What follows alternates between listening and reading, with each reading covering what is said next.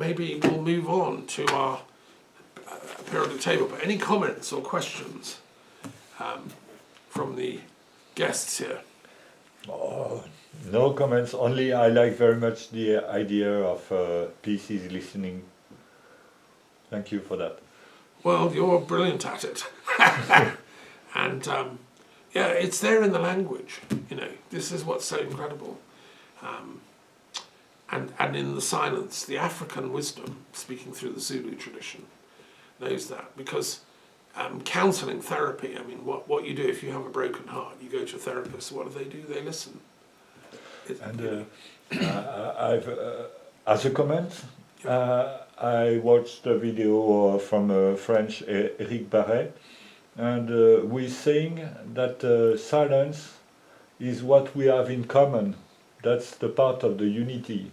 So that's why listening, when you listen to somebody, this guy can listen to himself.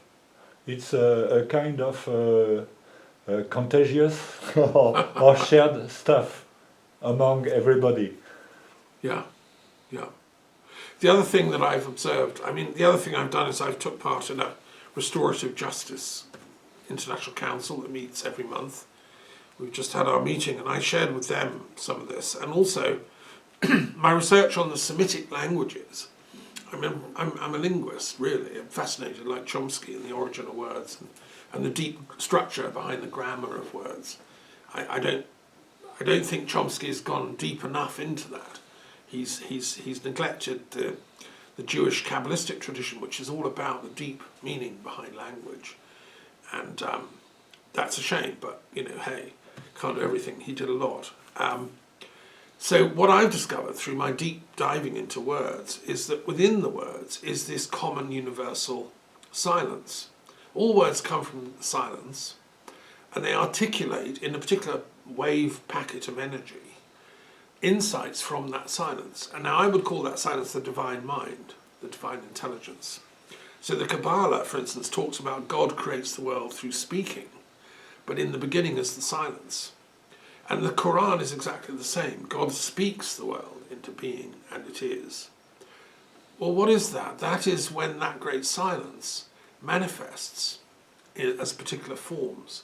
And what's so interesting, if you look at comparative linguistics, deep structure, you can see that happening.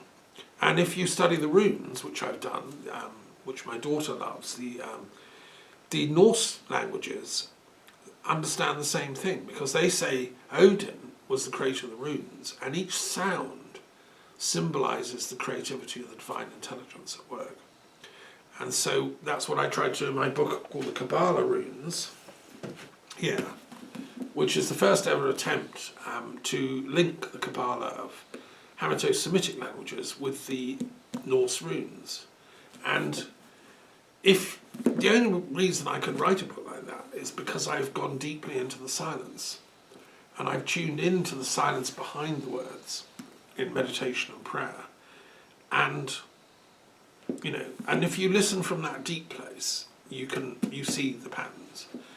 And the other thing to say is that the word Semite is someone who listens. Shem is hearing in Hebrew. And the Shema is the prayer, "Hear, O Israel, the Lord is one." That is the prayer every pious Jew is supposed to say once a day.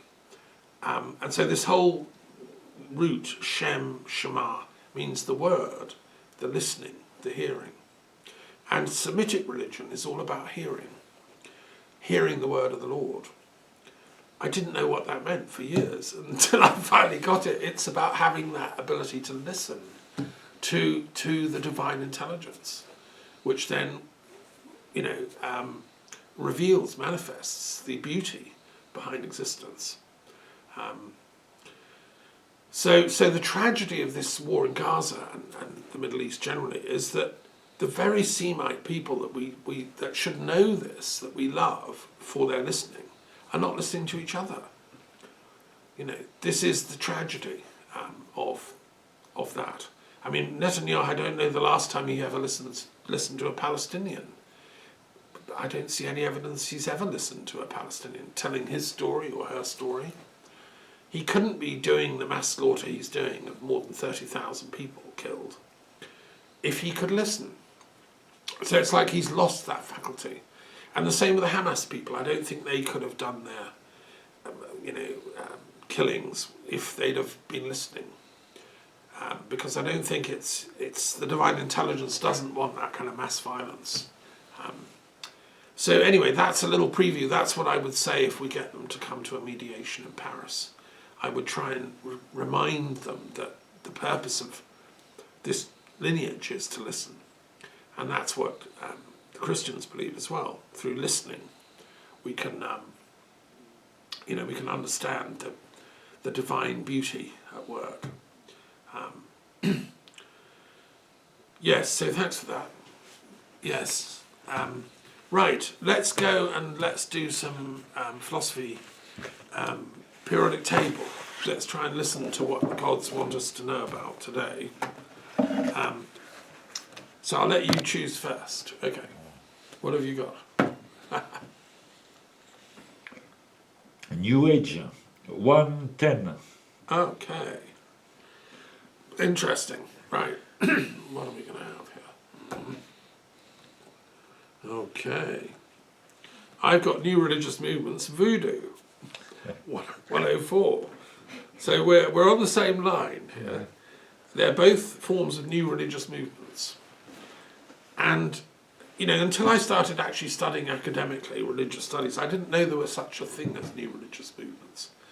I thought they were all old things like the Bible, and Christianity was relatively new. But no, religious studies is very interesting because it's got these new religious movements. There are new religions coming into being all the time.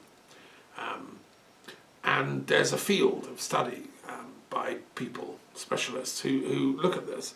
I've given some lectures in this myself in my time as a religious studies tutor. It's not taught enough in schools. Most people, even if you get religious studies in school, you do the sort of standard Hinduism, Buddhism, Christianity, Judaism, Islam, the big five. You're never taught that actually there's new religious movements. That's why I designed the table. If we can get this out in the schools and universities, young minds can think, God, this is interesting, and the new religious movements includes things like cosmism and ufology, which is this whole new thing that I'm channeling space aliens. That's a big thing in different parts of the world. And it includes what my friend today has chosen, the New Age, which is box 110.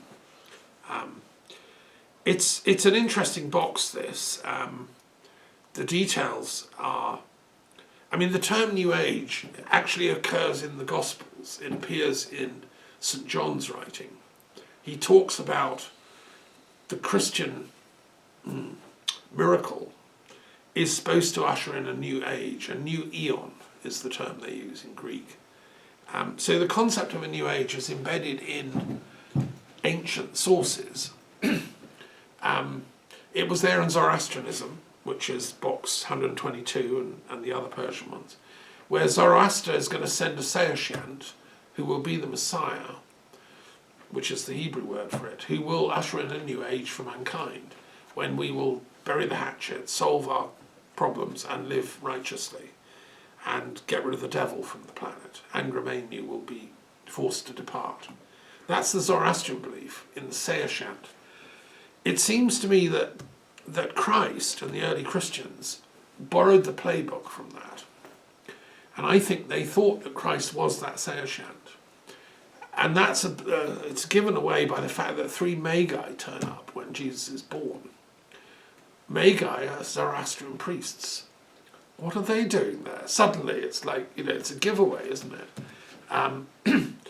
And so that's a sign. I think the Enochian tradition of Judaism, which Christ was also inspired by, knew about the Zoroastrian tradition. And in the books of Enoch, it's kind of very inspired by that Zoroastrian angelology. And all of this goes to sort of show that this this yearning for a new age is very, very ancient. This is the paradox. Okay, fast forward to kind of 19th century. The world is becoming one globe. We've invented ships that can sail around the planet. We've invented trains, and railways are going all over the place. And everyone, geography, we now know the shape of the planet and all that. But the one thing we haven't mastered is ourselves.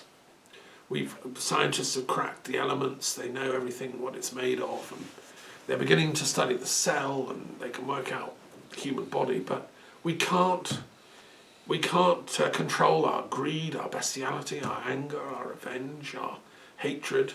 And so we have two vast world wars, World War I, World War II. Millions and millions of people are slaughtered because we fail to master self-knowledge, which is what the Delphic Oracle had said all those millennia ago, know thyself. So the New Age, I think, developed as a counterbalance to the stress on scientific expertise. The material sciences developed in the 19th century as if that was the only answer to all our problems. If we could get, as Lenin said, electricity and railways, everything will be fine. But what he failed to realise is that if you have sort of bestial minds operating the systems of science, if you let people like Stalin in charge, and poor old Lenin tried to stop Stalin taking over, but he had a fit and he couldn't speak, and he left a will that was ignored. He said, under no allowance, let this guy Stalin take power when I die. Totally ignored. Stalin took power. That's the problem. And, how do we... So the New Age developed as a kind of counterbalance to that scientific approach to solving global problems. The paradox is that even communism, in its early days, in the time of Moses Hess, and very early spiritual communists believed in a transformation of humanity for the good. And there were voices crushed by Marx's sheer dogmatism, insisting that the whole thing had to be materialistic. Marx refused to allow any discussion of ethics, any discussion of spirituality, any discussion of all that side of stuff. He pushed aside and said, no, sheer material, facts are what matter here. Well, that was his blind spot. Every intellectual has blind spots, sadly. And that was his, which led to the tragedies of the Gulag and the mass, attacks on Ukraine by the Bolsheviks, the Holodomor, and all that stuff. And Putin is a sort of knee-jerk. He's a sort of Bolshevik without a conscience. He's still playing that old playbook. So what was the New Age? It was deep thinkers who believed that mankind deserves better than all this. That all the traditions say we're divinely created. There's a divine intelligence at work behind manifestation. And we're supposed to be manifesting the good, the beautiful, the true. And some of us manage that, but collectively we're not quite pulling it off. We're run by terrorists and gangsters and criminals still in many parts of the world. So the New Age was a kind of attempt to restore the conscience of mankind.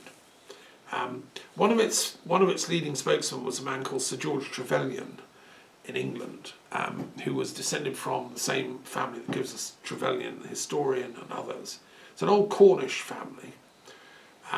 I met him and heard him speak many times. He was a visionary who believed that the religions of the planet have to reactivate their spiritual core content. So instead of just the outer shell of religion, we should reactivate the innermost essence of them. In Islam, it would be Sufism. In Judaism, the Kabbalah. In Christianity, it would be the more esoteric teachings of Pan-Sophism and so on, which transcend the limits of dogmatism and so on. I'm reading a brilliant book at the moment called The Bookseller of Florence, which is about a man called Vespasian, who was if you want a New Age thinker in the Renaissance period in Florence, a friend of Cosimo de' Medici. And this is a brilliant study by a man called Ross King, showing how this New Age idea that the world can be transformed for the better was there already in Florence in the 1400s. And they were so excited to get hold of the complete works of Plato, which were brought to Florence by Plethon. They'd been lost to the West for hundreds and hundreds of years. I mean, Plato was a New Age thinker in that he believed in a spiritual transformation of man that can usher in a better society. And the other thing they got hold of was the Hermetic texts of ancient Egypt, which again talk about a transformation of the moral essence of human beings, that we become followers of Ma'at, followers of truth again. So yes, this idea of the New Age is very much part of that Renaissance that Florence gave birth to. And if you want the details, read The Bookseller of Florence. It's amazing. And John Dee picked up on this in London. This Renaissance idea of a New Age spread here in France. Francis I, the king, adopted this, and that's why he wanted Leonardo da Vinci to come and live and work here, because that was the Renaissance. The New Age was a new birth. So fast forward, people like Sir George Trevelyan. Another one is Alice Bailey, a great theosophist from Scotland, who channeled some Tibetan teachings and brought in this idea that we can have a better world, and that there's a spiritual hierarchy behind the planet that actually wants that, is not fanatical and wants human beings to die or kill ourselves, actually wants to encourage us to grow and evolve. Another New Age thinker is Rudolf Steiner, who was a Christian mystic in Austria and Germany, who he foresaw that the world will get over our problems. There will be a bumpy ride to get there. Another one is Nicholas Roerich, a Russian painter and mystic who believed in the Shambhala teachings of, because in the Buddhist tradition, the Shambhala teachings are sort of New Age Buddhism, believes there'll be a Maitreya figure coming who will do the Seoshant thing, like bring about universal restoration of truth and love and so on. What I've done, this is quite an ambitious little project of mine on the side, is I've created a council. I've said any Maitreya figures, avatars, Messiah figures, Seoshants, let's come together as a council. Instead of, this one proclaiming, I'm the one, or this one. That's sort of egotism. Let's have a council where we discuss and debate rationally how we can advance this New Age vision collectively for the planet, but in a rational way that isn't against science, but rather dovetails with it, but recognises the limitations of science. And I think I'm in support of the work of the Galileo Commission, or my friend David Lorimer, who's saying the same thing from the scientific perspective. And there's a lot of overlap between what the Scientific and Medical Network are doing and this idea of a New Age. In fact, David Lorimer also knew Sir George Trevelyan and Enby de Paoli, who ran a kind of New Age salon in London, in St John's Wood, when I lived there in the 80s. William Bloom is another figure. So anyway, important ideas here that need distilling and applying, I think. So that's the New Age one. In France, yes, there are groups, and I'm not so familiar with the French intellectual scene in these ways, but I know there was this French guy, Rael, who thought he was inspired by space aliens to bring a new religion.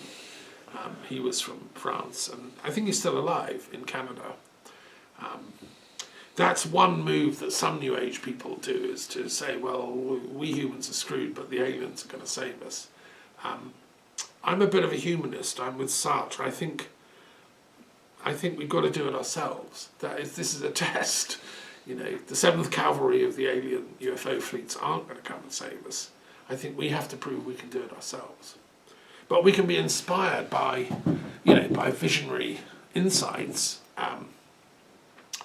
And we can speculate what divine intelligence might want from other planetary systems, but I think we've got to evolve to a point ourselves on this planet.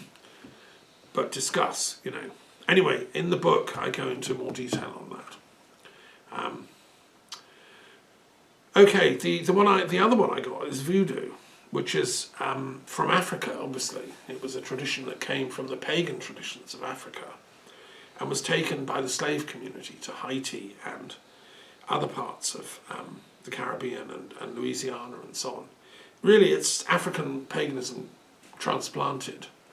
And it followed the particular deities that they believed in West Africa, and they're quite ritualistic. The voodoo tradition works with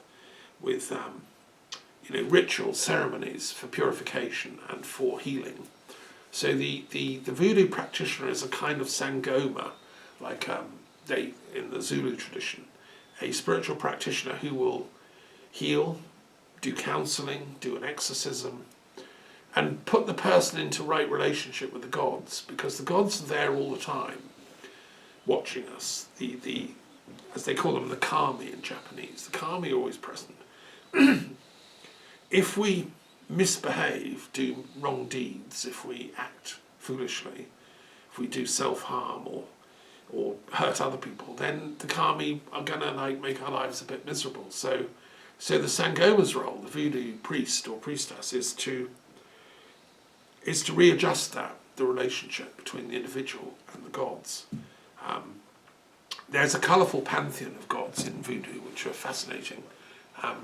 And because Haiti was a French colony, a lot of them speak French, apparently. What I like is called the Baron.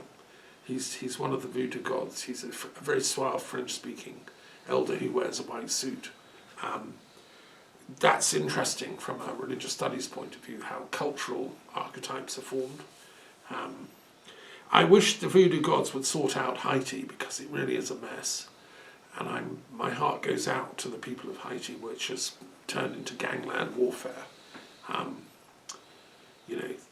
think we should be doing better than that as this planet. And I think, yes, prayers are needed for Haiti at the moment.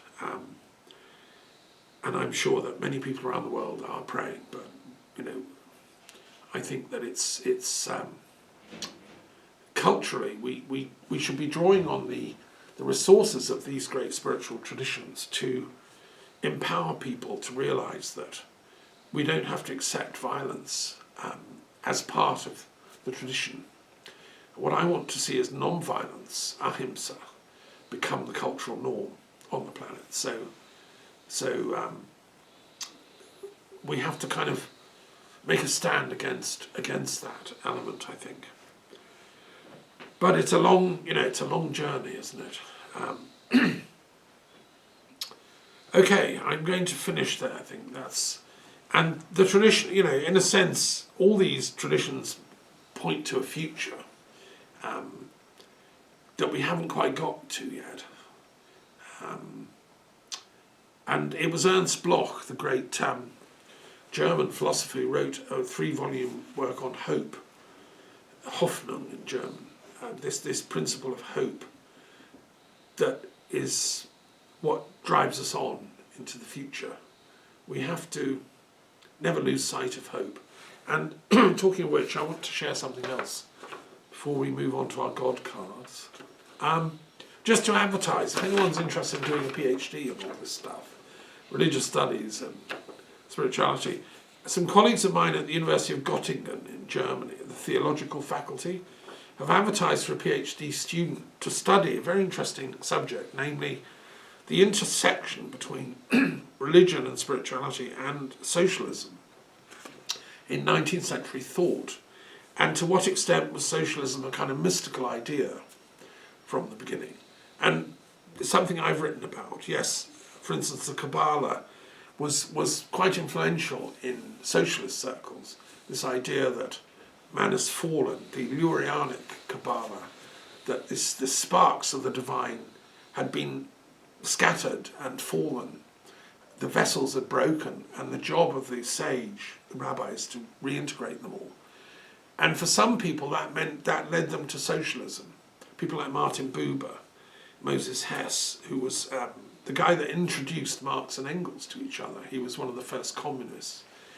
They were deeply spiritual people who believed in a spiritual socialism, which is kind of where I'm coming from, I think. In my critique of Leninist socialism, I think they left the spiritual bit out. And that's my complaint against Marx, who wasn't very nice to Moses Hess. He borrowed ideas from him and then never acknowledged him. It's sort of typical intellectual skullduggery. So this is a PhD opportunity for someone. You get paid to do it. You get to live in Göttingen, which is a beautiful city in Germany. And, you can really do some deep thinking here. So if anyone wants the details, please contact me and I'll put you in touch with them. The deadline isn't till June the 3rd, so you've got time to think about this. But if you're a very clever person and you want to contribute to the advancement of learning, this would be a great PhD to do. And I'll send you the details, okay? Yes, and if you want to do something even more extraordinary, you can do it with my Global Green University. But we can't pay you for that. This one you actually get paid. It's got funding. Okay, so that's that. Great. Let's move on and look at the gods, shall we? Consult with the deities of the planet. Have a shuffle and then choose one.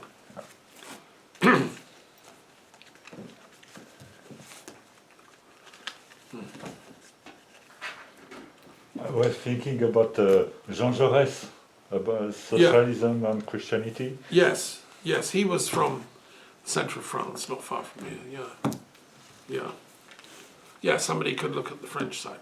Okay, Thoth, now we're getting the big boys turning up. Thank you.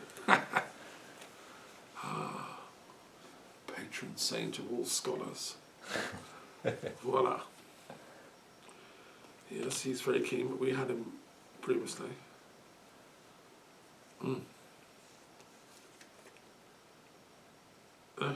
Okay, I'll have him. Yeah, Tyrannus wanted to show up, but he's the druid god of the sky and thunder and lightning. But he keeps coming in, so we'll have these two. So we've got Thoth first. I'll do him, the Egyptian deity, the four of air, who is. I've always loved Thoth ever since I heard of him, and I've been fascinated by Egyptian spirituality for many years. And then I discovered Thoth is the kind of patron saint of scholars and scribes and academics and intellectuals. So of course he's in a sense my line manager. If I was in ancient Egypt, I'd be working out of a temple for Thoth. He taught writing, and I love writing. That's why I produce 1,000-page books on the tarot and stuff. So I'm a Thoth devotee. And then I discovered that when the Greeks went to Egypt, after Pythagoras fell in love with Egypt and brought their ideas back, and Plato went to Egypt, they created this wonderful blend of Hellenism and Egyptian spirituality. And they married up Hermes with Thoth. They call him Thoth Trismegistus, is the same as Hermes. So what we call the Hermetic teachings, the Hermetic texts, is the Thoth tradition filtered through the Neoplatonic ideas of Greece. And those are sacred texts, the Hermetic texts, to understand what Thoth's going on about and what that tradition meant. Because it's 4,000 years old, the Thoth tradition, from the very earliest times of ancient Egypt. And their invention of writing, about 3000 BC. You can imagine generations and generations of scribes and sages thinking about all this. Now Hermes was the planet Mercury. He's the very quick thinker, and he's the intellectual among the gods. He's the messenger of the gods who wants to link heaven and earth. So he brings messages from the highest realms of heaven down to here, sleepy old Betet. That's the job of Hermes. So that's why the Greeks, with their sort of quicksilver minds, thought, that Thoth, yeah, that's the same as Hermes. And the rest is history. So Thoth was a magician because, of course, knowledge is ultimately the highest form of magic. That's why I've written my book, Being and Knowledge, because true knowledge is a magical thing. Thoth is often depicted in art as holding an ankh, which is the symbol of life, a kind of cross with a circle on the top.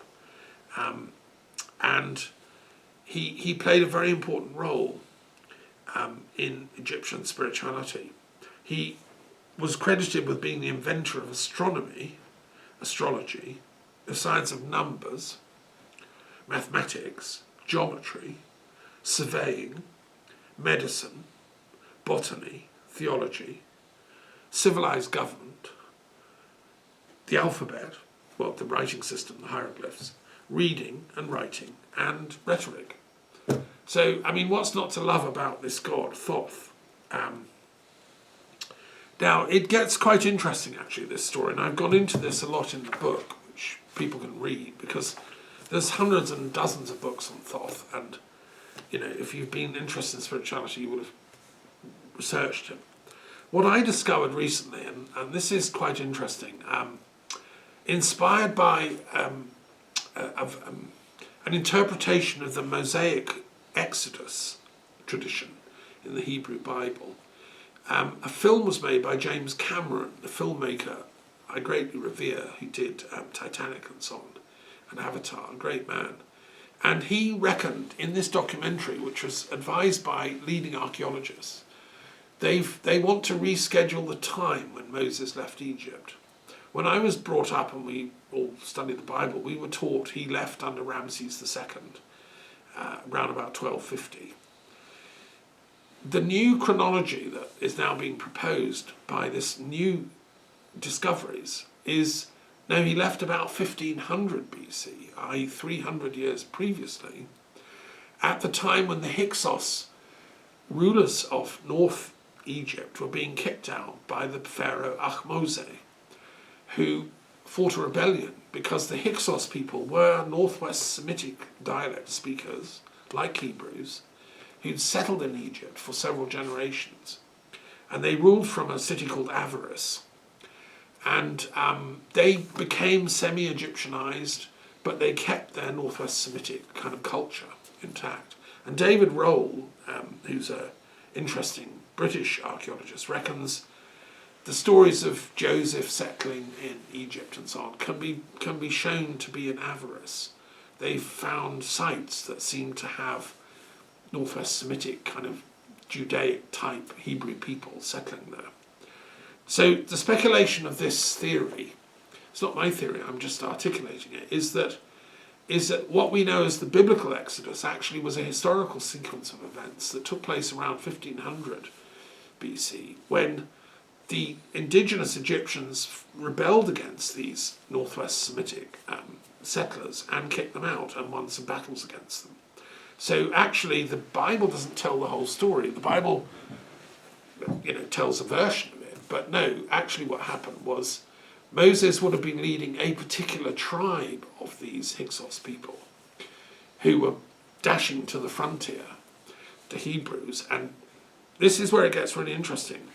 If it's true that Moses was brought up at the court of Pharaoh, as it seems to be the case, that would have been the Pharaoh Ahmose. And what has now been discovered by scholars is that Ahmose's favourite god was the moon god, who was called Yah. And he later became known as Khonsu, and later still Thoth. So the prehistory of Thoth, the moon god favoured by Ahmose, in this hypothesis, speculation here, if Moses was brought up at the court of this